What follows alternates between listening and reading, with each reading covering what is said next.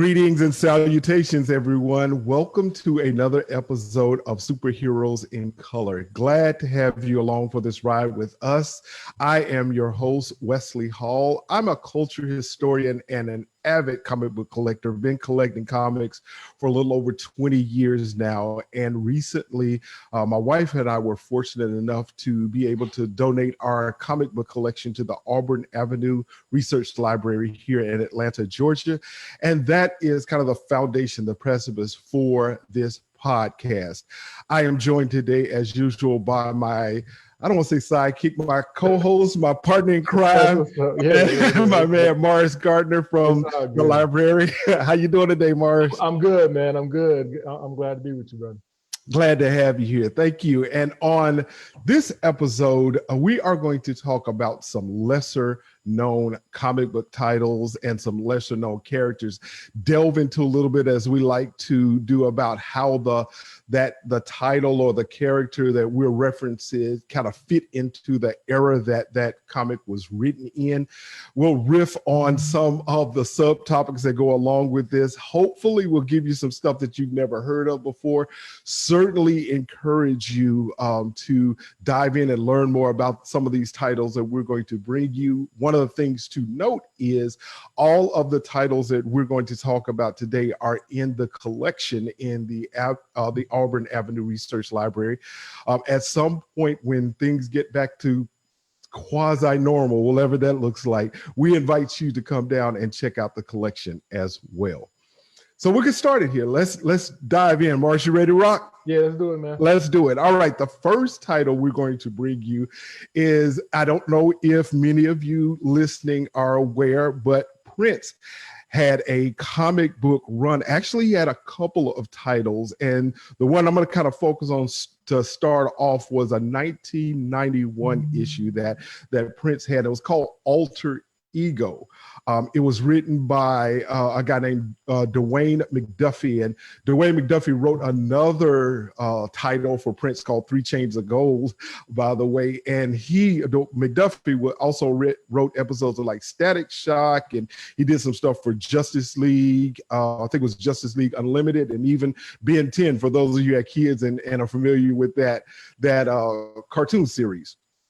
But this was a pretty interesting episode, and one of the things that was struck me about this episode was the cover, and my man Prince just posturing on the cover. Morris, you got to see the cover of this particular magazine. Yeah, I saw the link that you sent, man, and it's insane. You know, because I was completely unaware of any of these comics, man. So to have this in the collection at Auburn is like a true coup for us, man. So thank you for that, first of all. But then thank you for doing like what this conversation does, elevate it to bring it to our attention. Yeah, absolutely. Because I just want to bring it back around to McDuffie, because he's such an interesting guy. I was doing a little bit of research on him, and he was actually co-owner of a comic company called Milestone Media. And Milestone was pretty cool because it focused on underrepresented minorities, right? To bring people of color to the forefront and let them kind of show their skills off. Pretty cool stuff. There was some other guy, and by the way, this comic was a DC. It was underwritten, for lack of a better term, by DC, but it was on a label called Piranha Piranha Music, by the way. It's really interesting. If you get a chance to come to the website, to Superheroes in Color, we'll have a link to that comic cover so you can see it. It's really interesting to look at my man Prince, and that whole storyline of it's called Alter Ego because Prince actually battled against his alter ego called Gemini. And Mars, it's just like Prince, right, to write a comic where he would fight against himself. Yeah, man. And the Prince had a culture that seemed perfectly, in terms of what he cultivated, man, it seemed perfectly fit into a comic universe. When you even look at like Purple Rain, for example, you know, just the setup of what Minneapolis was looking like in the movie. Yes. It seemed to have all those visual aesthetics that just kind of fit really well into a comic universe, man. So it was cool to see that transition, you know, from his pop culture status into a comic thing. So you see really like with the guitar and that being a focal point, you know, to it. It's always looked like a weapon almost. Yeah, absolutely. Yeah. That's good. When So this, like I said, this was written in 91. And I want to see what you think about this, Morris, because I kind of feel like the 90s, we had just come out of that whole era in the 80s of the, I think they call it the Me Too era, or the Me era, not the Me Too, I'm sorry, the Me era. It was all about opulence and all about excess in the 80s, right? And then in the 90s, I feel like that's when we started as a people, as a group of people. I think we African Americans start kind of coming into our own in terms of entrepreneurship, in terms of status. Now, don't get me wrong, we had plenty of entrepreneurs and successful people before this, but I feel like in the 90s is where like our entrepreneurship became more mainstream. So to see these types of titles that came out, and to see Christopher Priest do things on his own, and to see, underrepresented people started to be reflected in comics as far as writing titles and even owning labels.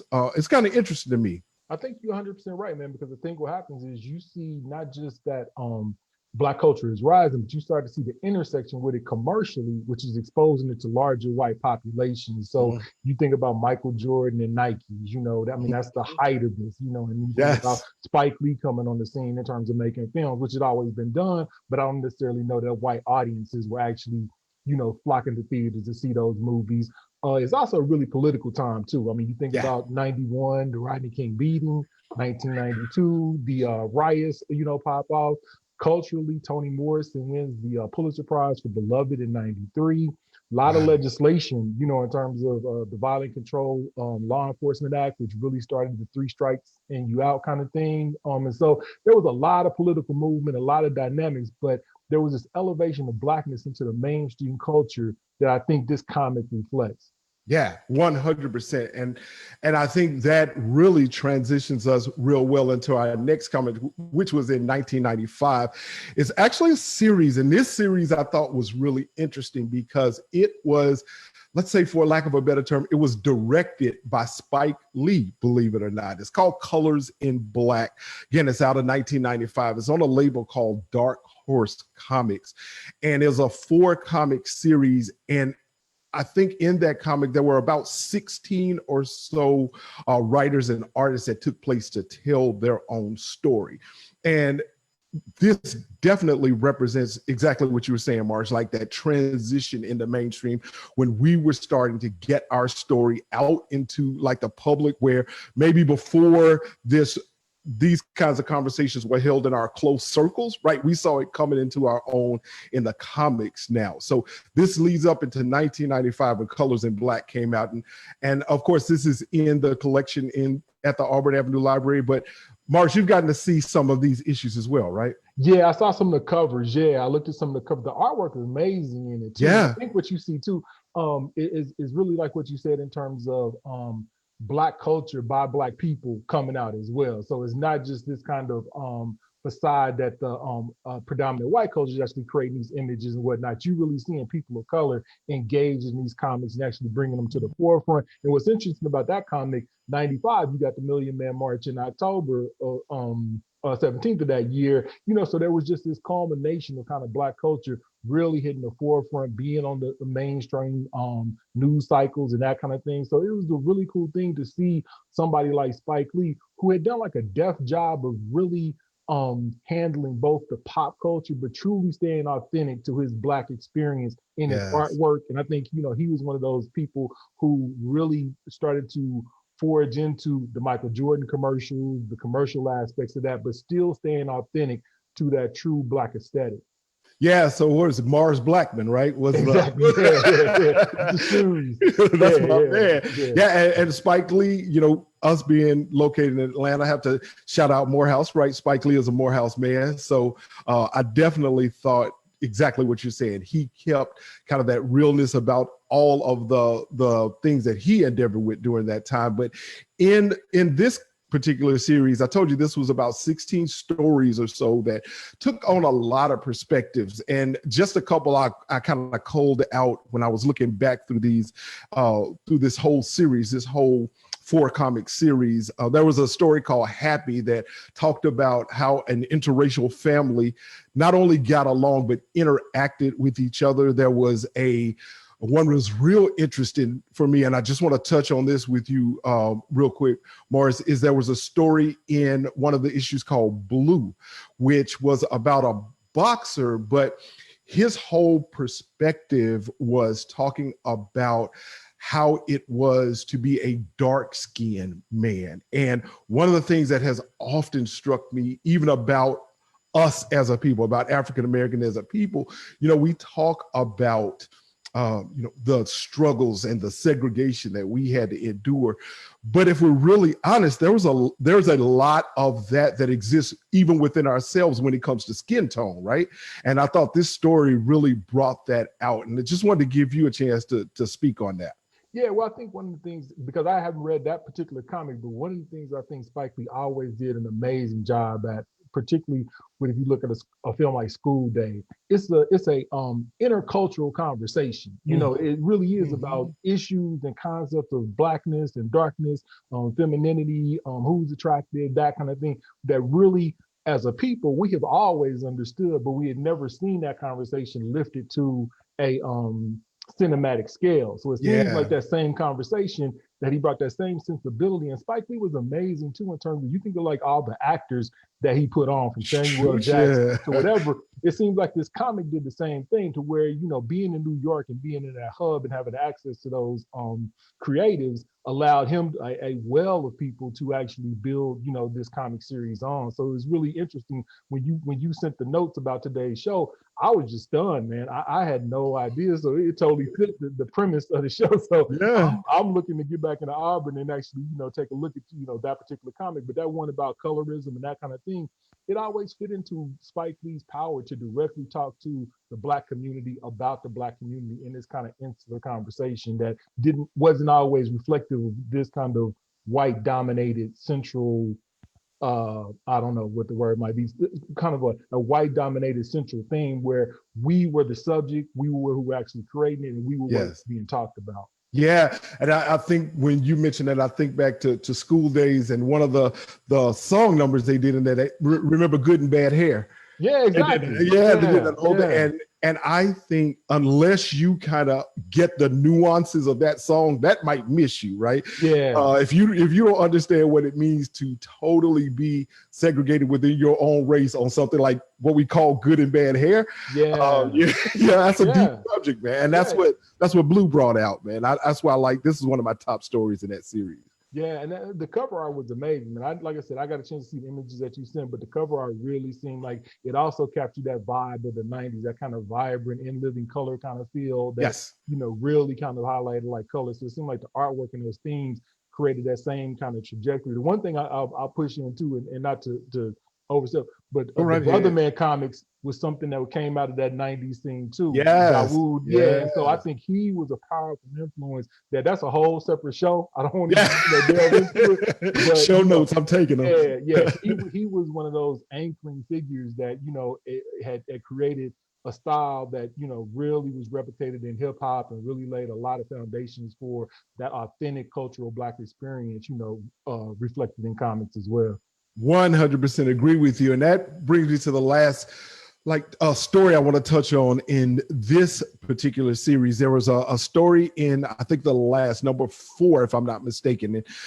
So when you guys look into this out there, you correct me if I'm wrong, but I think it was in number 4. It's called Front Bar for a Drink and a Smoke. And basically it talked about racial relations, right? It talked about how to get along in the larger sense while maintaining your own sense of Blackness. It talked about stereotypes and how stereotypes can translate into realities. And I thought it was really almost poignant for what we're going through right now, because we're in what I feel like is a pivotal moment, right? We're in a moment where, and for all the things you can say about our current president, for all the things you could say about, how he's affected us as a people, one thing you have to say is people that were before, I think, the current administration, people that were a little quiet with their thoughts are feeling really empowered to bring those thoughts out now, right? And you have people saying things they probably wouldn't have said before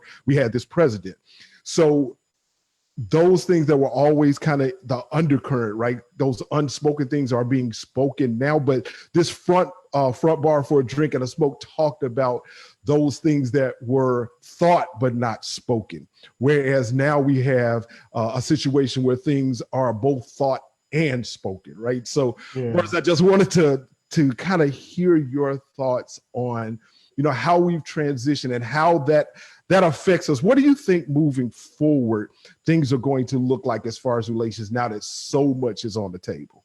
Yeah, I think it's just a lot more authentic. I mean, I think there's no gray. That's what I'm thinking. Right. And I think that was the beauty of like Spike Lee as a creator, right? In terms of the products that he created, whether this was in comics or whether it was film series, he didn't separate the conversation. So when you look at a film like Do the Right Thing, blackness and whiteness is intertwined in the conversation. The guys that own the pizza shop is Mookie, right? I think Mookie, yeah, that's it. That works for the pizza shop. So you see this interplay and this dynamic of that race ain't just this thing that's just thrown over the fence. That's or right. Whatever. There's always this interplay and this kind of dialogue. And I think we had a crux like that right now. And I think, in terms of what Spike Lee as a creator was able to, I think what you're saying, curate out in these comics, and what clearly he did in his seminal was to place those on Front Street, right? And when you see Radio Raheem, which is like the Radio Raheem thing is like one of the most powerful cinematic deaths that I can think of, right? But but it played out in real life. I mean, and to see some of those things and to come back and take that same concept of what happened to George Floyd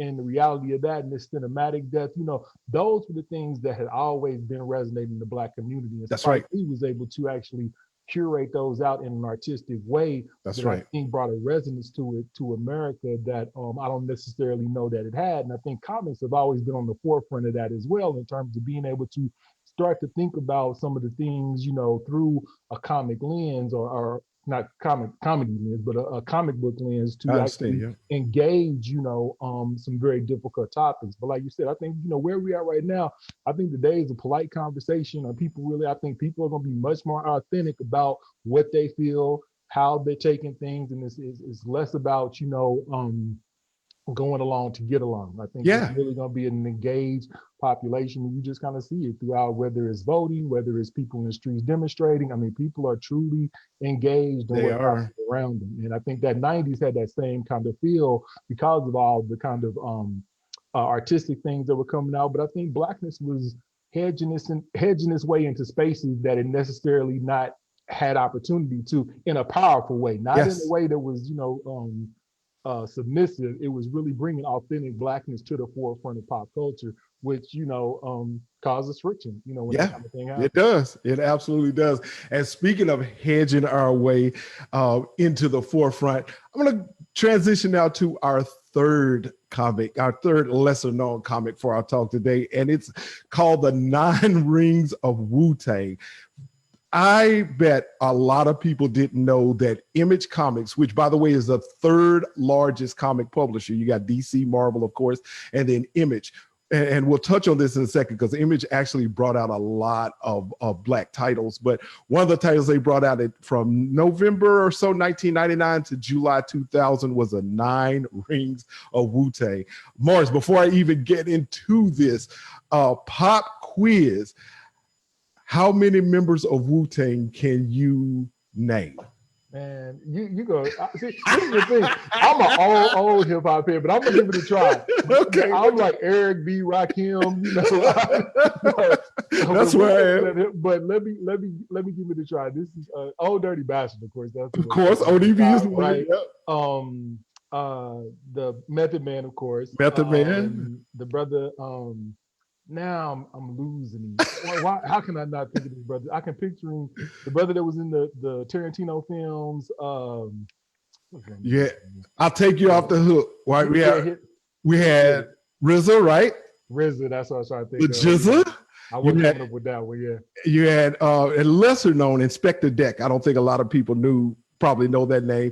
U-God was probably a lesser known name. Powerful, great hip hop artist, but lesser known. Raekwon the Chef. Raekwon, yeah. I think we said, I don't know if you said Master.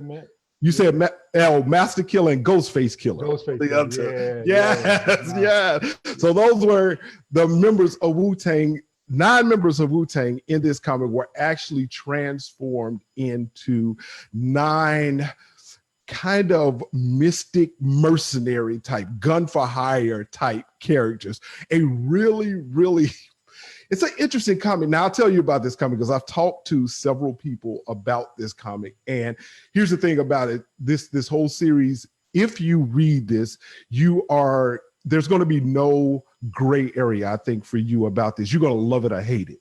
There is no like middle ground people. I've never talked to somebody that says, yeah, it was just okay, right? It's either I couldn't stand it or I loved it. And I tell you why. It's because, you know, Wu-Tang, if you ever like just kind of check them out in depth, they brought in a lot of different, especially like that kind of Oriental martial arts type theme.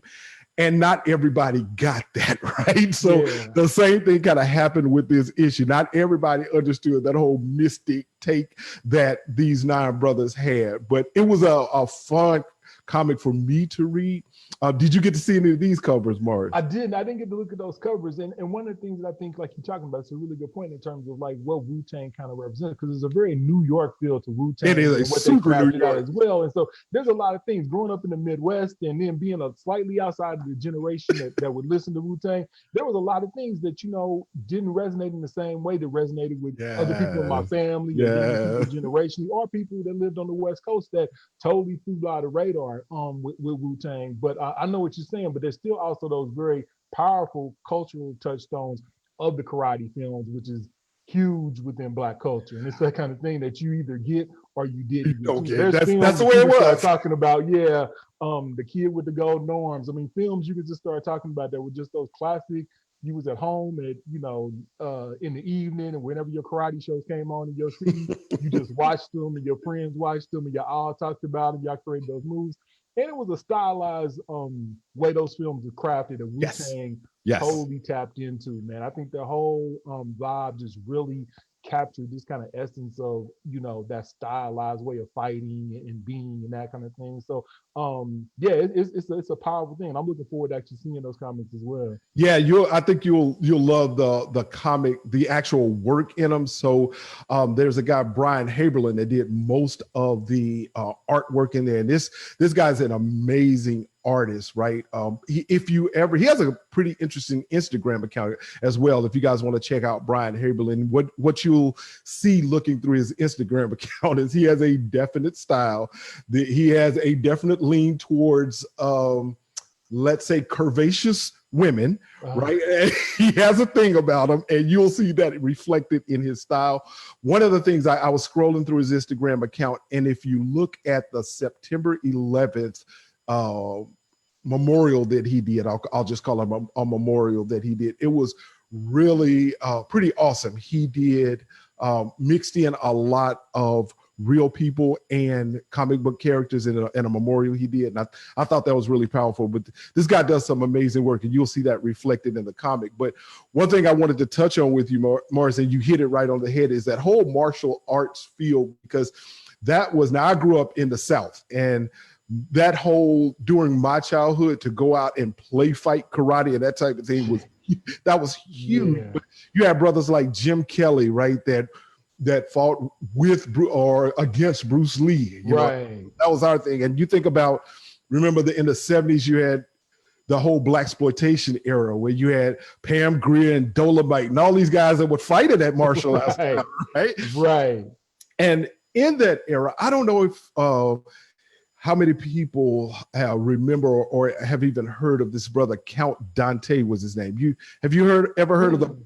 So he had what was called the Black Dragon Fighting Society. And I mean, especially among the African-American community in the North, the whole martial arts thing had taken off so much.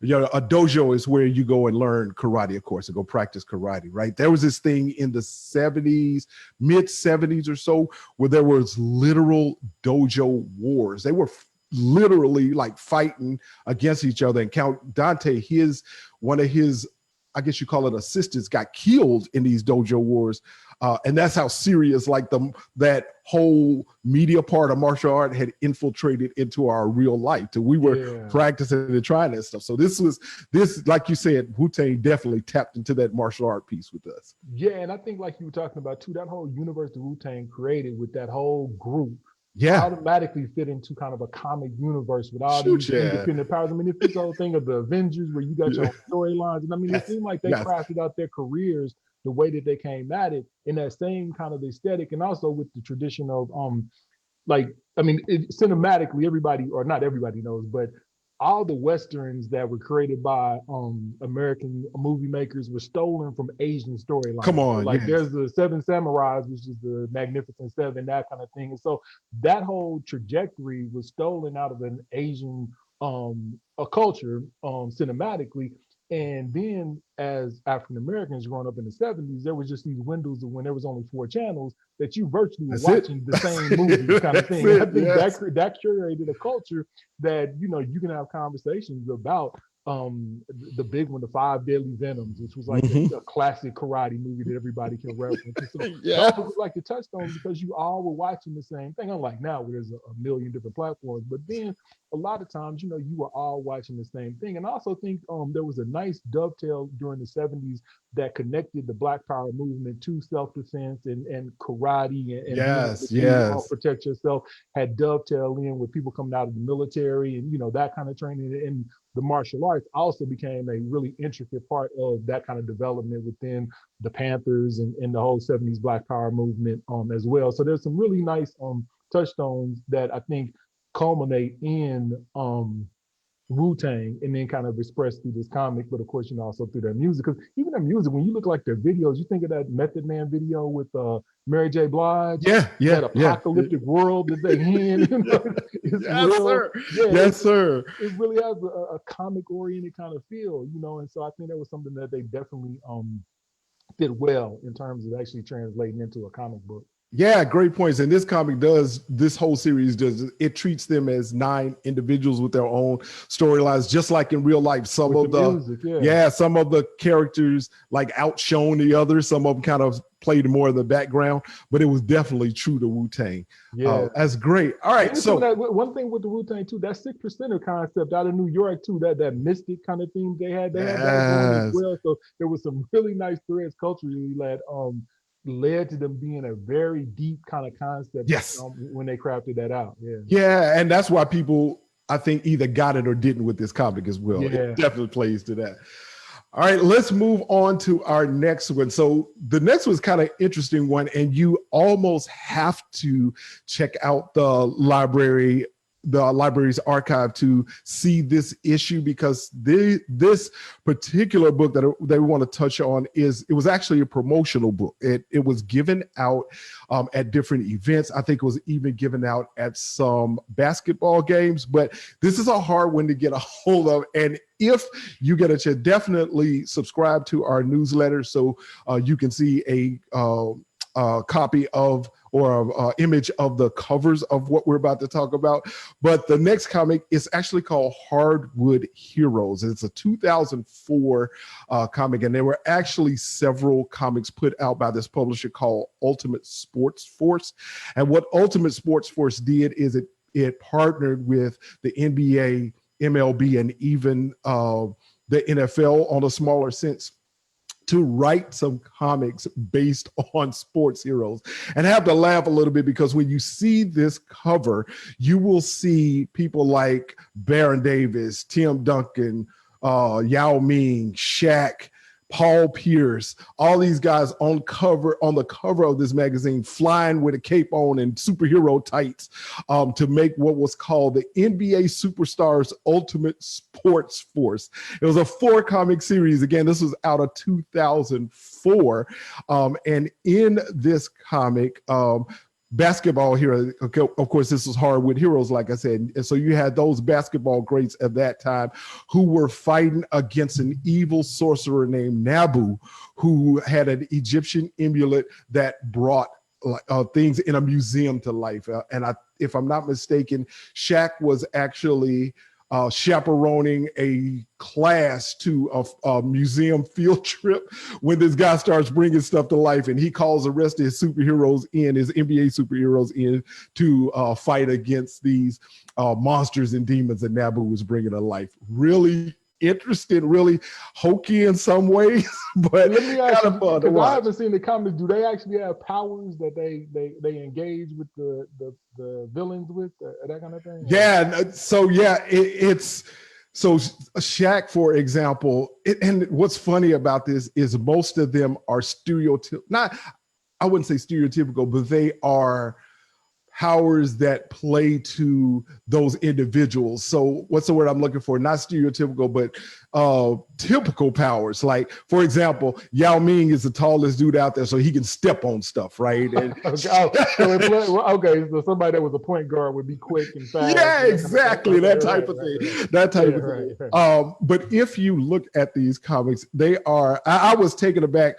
And when my wife and I were, deep into collecting, we would find all kind of places to go. And I think we actually found this series at a flea market somewhere. And I was just, I stood in that thing and laughed at Shaq in tights with a cape on flying across the sky, right? Wow. It's really interesting stuff. But aside from the funny kind of comic book aspect of this whole thing, Morris, what it brings to mind to me is there are a lot of NBA stars, but a lot of sports stars in general that kind of transcend into media and not just commentating, right? You think about Shaq doing Kazam and Emmett Penny doing, what was it, Blue Chips they were in. People like OJ who did all kind of Airplane and those type of movies, right? So being a sports figure gave a lot of them platforms to transcend into media, right? Yeah, I think you're 100% right. I mean, one of the things that I find interesting about this, and this is maybe a little bit off topic, but I think it does hit a couple of points, is that I think during that time when I was looking at some of the images that you had sent me and some of the other ones that I picked up, I think that pop culture, American pop culture, was trying to grapple with how do you bring these authentic Black characters. The way that Shaq came into the league was a defining moment. He just didn't bring another tall basketball guy. I mean, he brought the culture into the league. The way that they wore their shorts. You think about kids like, or not kids, but the Fab Five in Michigan, or Jalen Rose and those kind of players. That generation of players, they just didn't bring their basketball skills to the court. They transcended, like, this is how you wear your shorts. This is how, the culture. And I think that some of these comics, like you're talking about, they're a little bit hokey. I think that may have been some of what they were grappling with. How do we take the edge off of this? How do we make it more palatable? How do we make it? Because I know specifically Charles Barkley has a comic that hit right around the time when I'm not a role model. Yeah, you clearly can see this is their effort to make Charles Barkley, be acceptable and be somebody who you can kind of like the Charles Barkley that is now, that everybody's comfortable with and that kind of thing, because he has said, I'm not a role model and that kind of thing. And I think the comic even references that when he's dealing with somebody in the public. And I think that American culture was dealing with that in a significant way, that these Black men weren't conforming to the standards of, wear a suit and come to the court like this. I mean, they were bringing the full culture. So you see the shorts, Jordan changed the whole way people wore basketball shorts. And, shoes became this kind of element. And it's also a financial dynamic. They have a lot more power when they're in these conversations. And so these comics, that hokiness, I think, was America grappling with, how do we assimilate, these independent Black forces in a way that we can be comfortable with and palatable. Great word. And that's my word. That's exactly what I wanted to say. My word is palatable, right? To make them just easy to digest. But the other thing, one point that you made that struck with me is the change in those shorts. That was a big deal for not only acceptance, but for recognition in the league, that at that time, those young Black athletes were in charge of their own destiny. And by the way, Dick Vitale, which was, a huge announcer at that time, hated that change. He actually hated the change from from the Isaiah Yeah. Thomas, Jerry West short shorts. Yeah. You're right, right, right. to those long shorts that Jalen Rose and even Jordan and those guys wore. That was a big deal, and I don't think that Nah. that could be understated. Your socks all the way up. I mean, the whole aesthetic was, that the black culture was actually not conforming to the standards of what the NBA considered professional, basketball and that kind of thing. You still see it today. I mean, I like the Braves and some of these ways that the announcers will talk about Ronald Acuna with the gold and the way he enjoys the game and he played. That hasn't disappeared. There's still a struggle with that, but I think like we were talking about, those comics were a really way to like measure that, because you always, I think at the end of the day, they had their eye on the bottom line. Most of these comics were associated with selling shoes or selling soft drinks or something like that. And so they were trying to find vehicles that would make everybody comfortable with it. And you can see that evolution. And I think the shorts and the aesthetic of how people came to the court was Allen Iverson, the braided hair. I mean, there was just a whole kind of thing that was changing. And it's funny, basketball was a really big focal point of these comics as well. So I think the NBA, was ahead of the game, figuring out, okay, how do we do this? And those comics were definitely a way to craft that. Yeah, 100% agree. So let me ask you this then. Do you think that where we are now in the world and the current climate of things, do you think that being palatable is still a necessary thing? Do you think we have to smooth ourselves over, or do you think we're at a point where we can just kind of let, and I know that we have to maintain an air of professionalism, but do you think we have to kind of acquiesce to that level, or do you think we've evolved beyond that now? No, I think black culture is coming to the table as black culture now. And yeah. You can see it. You can see it in the way, because I think the other thing is too, that is profitable. Is the way that we come to the table asking for a fair share of, what's demanded or what's being earned. And I don't think there's a compromise anywhere. And like we were talking about earlier, I mean, there's no gray areas anymore. I think, black culture comes to the table fully because that's honestly and authentically what people have always enjoyed about it. Whether you're talking about the Harlem Renaissance and, the dances and things of that nature, all the way to today, Black culture's always been this driving force of American pop culture. I mean, it's just a given fact. Only now is it still that it's not being used and manipulated, and more Black creators have their hand on not just the means of production, but also the revenues that are crafted out of that. And so those conversations are happening, in every field, sports, popular culture, entertainment. But I think there's much more of an authentic way that Black culture steps to the table and says, no, we're not compromising like this or in that kind of way. And it's also breaking down a lot of those tropes. So you see a broader expression of what we consider, Black culture, in terms of from films to music, that kind of thing. Yeah, great point. And that's why, even in a future issue, one of the things that we're going to talk about is independent labels, right? And I think what you bring to the table is so important. As much as we like to reflect and study on kind of what we'll call mainstream superheroes, recognizing exactly what you're saying, that we are there, we're at the table financially. I think where the next evolution of that is not just superheroes and not just characters in comic books that reflect us, but superheroes and comic book titles that were created by us and distributed by us, and where we're in control of that. That's the next evolution. And that's where I think coming out of, the Black Panther being created by Kirby, being created by somebody else to represent us, is where we start representing ourselves, right? Yeah, there's some great titles for that, man. So I can't wait till we have that discussion, because definitely really great titles for that. Definitely, we'll get there. So here's what we want to do with our last two. I have picked my lesser known title, and Morris, I know you have one as well. So I'm going to introduce my lesser known title, which is pretty funny, really quickly, and then allow you moment to introduce yours, and then we'll start bringing this thing home. So my lesser known comic is actually another promotional comic, and I really focused in doing my research for this, focused on promotional titles because I wanted to bring out titles that you may not see anywhere else, or it's hard to see anywhere else. So you definitely could see this in the Auburn Avenue Library collection, but it's actually called and excuse me for laughing, Home Depot Safety Heroes. This was unique to me because it was a collaboration between the Home Depot, the home repair, the hardware store, for lack of a better term, and Marvel Comics. So this wasn't just some little, fly-by-night venture where Home Depot printed up a bunch of comics. They actually collaborated with Marvel to produce a promotional comic, which the storyline was a little, we like to use the word hokey. It's a little hokey. It was about some aliens that came down where we're doing all these unsafe things with tools. So Spider-Man and the Fantastic Four came along and showed these aliens better ways to use a drill and a hammer.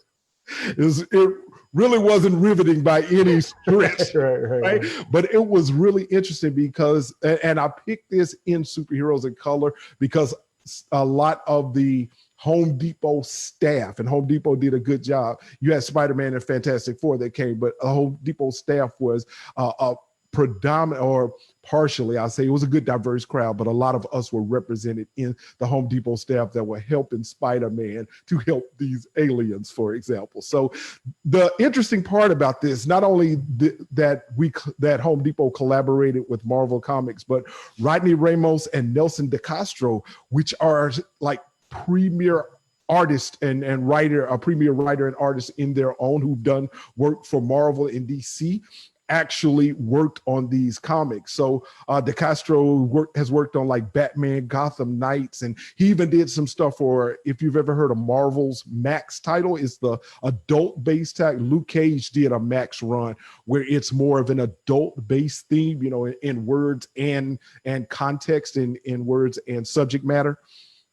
DeCastro did a lot of work on that. So this was really interesting for me to see, not only a collaboration between a corporation and Marvel, where a lot of us were represented, but just how, they presented this storyline and us in it, in that staff. But what it brings to mind, Maurice, this is what I want to talk to you about, is and you and I both have been reading comics for a long time, right? And when we were talking about sports stars that have been elevated to inside of the media, this made me think about some of those old ads that used to run in comics. If you remember, like Dr. J he did a thing with Rick Barry and a lot of the old ads where he's selling Spalding basketballs. And O.J. Simpson was a huge, love him or hate him, right? O.J. Simpson was huge for selling stuff. He was probably Snoop Dogg has like ads and everything now, and O.J. Simpson was probably like as far as when it comes to ads, like the Snoop Dogg of his day, right? From dingo boots to what's that luggage brand? I forget. It was, when he running through the airport. You running through the airport for the luggage, right? Right. And so my whole point here is the ads in comics and the offshoots like these gave us a way to elevate ourselves as well. So that's my little known pick. Morris, how about yours? That's what's up, man. Yeah, I got two, but I'm gonna do one real quick because I think it touches on what you just said. But I want to talk about that Judgment Day that we use kind of as like an image for the promotional stuff for our discussion, because it's a powerful piece, and I think it is maybe known by a lot of people in comic culture, but it may not be known, by a lot of people just in general. But the sci-fi story Judgment Day was in the Incredible Sci-Fi Fiction #3. Came out in 1956, but it was a reprint from a weird fantasy number 18 that came out in April '53. And it's a basic story, pretty simple. A human astronaut is representing the Galactic Republic, and he's doing that kind of Star Trek thing where he's evaluating societies, seeing if they're worth being in, or if they're ready to be into the Galactic Republic. Comes along a planet, there's a blue race of robots and an orange, I believe it's orange race of robots, and there's a systemic bigotry against, I believe it's the orange race of robots, right? And in his evaluation, he gives his final evaluation and says that, this culture, given this bigotry and this hatred, isn't ready to be included into the Galactic Republic. And this is 1955, so you got to think about the context. And then in the last panel of the comic, he removes his helmet, revealing that he's a black man and that he was the authority of the Republic and that kind of thing. And it became very controversial. It became an issue where the Comic Code, which is that internal agency that the comic publishers created to kind of avoid the government taking over, they tried to regulate themselves. They actually came in, and I believe it was Charles Murphy was the Comic Code administrator at the time, and demanded, just based off of that panel that reflected that the character was black, that it not be published. Wow. It did get published. It went ahead, but this is the interesting piece. According to some of the research that I found, it was the last published comic by EC Comics. So they didn't publish any more comics after that. So I can't correlate that there was a retribution to the comic. But it's just interesting that your last comic, was that one. But I think what that speaks to, and why I think it's an important one that may be known, but what I think we should think about is the power of comics. That power of that single panel of a black man. It creates a whole expansive universe that this black man comes from a black culture. There's other black people. That is not just this dominated colonization of space. So when you talk about people who live outside the earth, well, they automatically white. Like everybody on Krypton is automatically white. So Superman's white, that kind of thing. And so that was my little known one. But the one I want to jump into, because I think it really touches on what you talked about. I did a little research on this, and I know you may be familiar with it. And I don't know if it's in the collection, but the Golden Legacy historical comics. Yes, in the collection. Yeah, absolutely. That's what's up, man. Yeah, I didn't have a chance to check and make sure we had it. But that's an amazing story. And I think the comics may be well known, but I think the story of Bertrand Fitzgerald isn't known as much as it should, because it taps into exactly what you were saying. Because when he decided to actually cultivate these comics, he tried it out, couldn't get the funding, struggled with it, and he went to Coke with the numbers, with the statistics that said, per capita, black people are drinking more Coke than white people, and so with those kind of statistics, he was able to gather the funding, gather the support to create some amazing comics of not just your standard Booker T. Washington. I mean, these were empowered Toussaint Louverture, the Amistad Rebellion. I mean, really kind of strong Black Power, resistance, Black Lives Matter kind of content that he created an amazing series that I'll just run through just a couple of them real quick. Of course, the Haitian Rebellion, which is represented, that was the very first one. The Crispus Attucks was number 3. So the conversation isn't a easy, let's package Black history with the stories and make everybody feel comfortable. It really has some interesting stories about rebellion, fighting back against the system, both physically and mentally. So there's just an amazing series of comics. I'm so glad that's in the collection, man, because that's a power. Robert Smalls, which is the story of a black man still in the Confederate boat. Those are stories that are powerful, and to have those introduced to you early in life kind of really can spark how you view Blackness and how you view Black history. And I think Bertrand Fitzgerald understood it, and I know he's been awarded. Several of the Black comic conferences have awarded this comic, awards at various things. But that's gonna be my one that I put up. That you may know it, but go deep with it. Go deep. I love everything about it. Yeah, I love that, and I'm just kind of reflecting back to my own younger days. I think that series was the first place I'd ever heard Matthew Henson being recognized, right? Yeah. That's the first time I'd ever heard about a black man that was exploring the South Pole, right? Right. And that's a great choice and a pivotal one. I'd like to touch on that. We keep coming up with, as we're doing episodes, we come up with shows as we're doing shows. Yeah, but that's a deep one. That's a great pick. Yeah, one of the ones that was really interesting too, that is a feature in one of the comics, is the women that did the I'm trying to think of the name of the movie. Hidden Figures. Hidden Figures, yeah. Those characters are Yes. represented in one of the comics, and it's like those women are represented in one of the comics, and those are the kind of things like you're saying that it's never been that we lacked for stories. It's never Yes. been that we Yes. didn't have content or that kind of thing. And I just Yes. like the contextual way that that comic just kind of shows. And we're talking about 69, well, it's like 65 through 70, something like that, where he was crafting this out. Tom Feelings, who is an amazing artist who does a lot of children's book illustrations, he worked with him and he brought in scholars to do the history and that kind of thing. So that's my one. I think people may know about it, but when we back open, man, that's when I think people could really go deep into. I love it. You ended this on a high note, and I appreciate that. So good. So thank you again for your time. As always, brother, it is great to talk to you. It's great to just tap into your knowledge, and I certainly appreciate your time. As always, I want to encourage everyone that's listening, all of you out there, to join us on social media. You can find us on any social media channel at SHIC Social, Superheroes in Color Social. Give us some of your lesser known titles, some of the things that you have encountered among your reading. Let us know what you think about our picks, and just interact with us and help us to grow and spread the word. Thank you again for your time. Make sure while you're in our social media channels, or you stop by superheroesincolor.com, make sure you subscribe to the newsletter. We're going to put image shots of everything that we've talked about today and some links for you to do some further reading. When Pray Tell the Library opens up, we invite you to come down and see some of these in real life. But until then, keep reading, family.